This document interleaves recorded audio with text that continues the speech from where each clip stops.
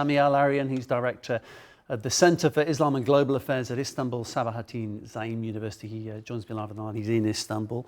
Welcome to you, Sami. It's pretty clear, isn't it? Phase one of this ceasefire deal was rough for people in Gaza. There were more deaths, very little aid got in. But we're starting to see some details emerge regarding phase two. People are being named. It might be on the fly, but it feels like some progress is being made. Do you have any kind of positive feelings about where this is heading? Well, what we're seeing here is that Trump's trying to establish a border of surrender rather than a border of peace, because he's not imposing the same conditions on the other side. The Palestinians have been suffering since 2023 for over 2 years of a genocide. And now we see that food, medicine, even caravans, tents, shelter, as well as blankets have been weaponized.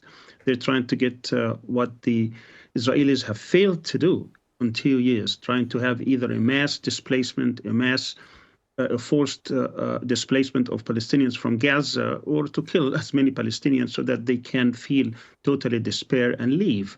Over 250,000 people, 250,000 Palestinians have either been killed or injured. That's over 10% of the Palestinians.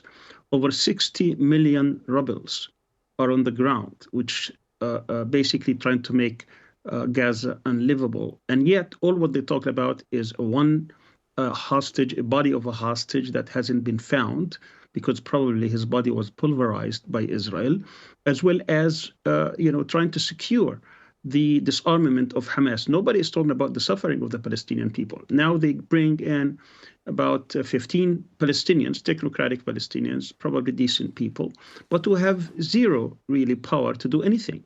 They will be at the behest of a new imperial power, which is headed by Trump, to do whatever Israel wishes to do. I think it's really a farce. But the positive note here is that the genocide, because of the failure of the world to stop a genocide, at least that part has been has stopped, even momentarily. Yet what we're talking about here is what is it, the future? What's in the future for the Palestinians? And it doesn't seem to be a whole lot until we see Sami, something talking real. about the future, I mean, according to the original peace deal, it was ultimately supposed to head towards a two-state solution. And to get there, Hamas has to disarm. That's what President Trump's saying needs to happen next. So, I mean, it was part of the agreement. Are they going to have to do that now? First of all, Hamas never agreed to disarm. It says there are two parts to his plan. One, that they can negotiate, which they did because they were in charge of the hostages. And the other was they didn't have a mandate to go over this. And secondly, there is no two-state solution in his plan at all. If the Palestinians agree to all the dictates by the Israelis, you have to read it very carefully, including, of course, the Palestinian Authority. They have to reform to the point that they really have to take to change Palestinian history and narrative and everything to the satisfaction of Israel. If all that is satisfied by Israel, then the best they can get is what is called the deal of the century, which is 2020 Trump's plan that no one agreed to, including the Palestinian Authority. No government agreed to it because it does not guarantee a Palestinian state. Or what it talks about is cantons of Palestinians, that they will be connected together through tunnels and bridges, while all the settlements will stay. All the 1967 territory will probably be divided. He probably would announce annexation of some of it. Jerusalem will be the capital of Israel.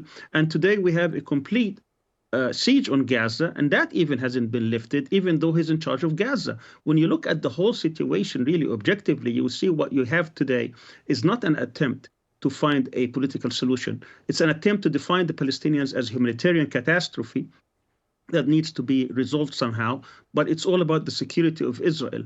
Even the withdrawal of Israel from Gaza has not been guaranteed. If you look at all the conditions that they were set in his plan, in his own plan, which is to provide Palestinians with 600 trucks a day, that was not fulfilled. That you were going to have the equipment to remove the rubble, that has not been fulfilled. That you're going to bring in fuel and other supplies that Palestinians desperately need at this time of the year, where there is a severe cold, that hasn't been satisfied. And yet no one is talking about that.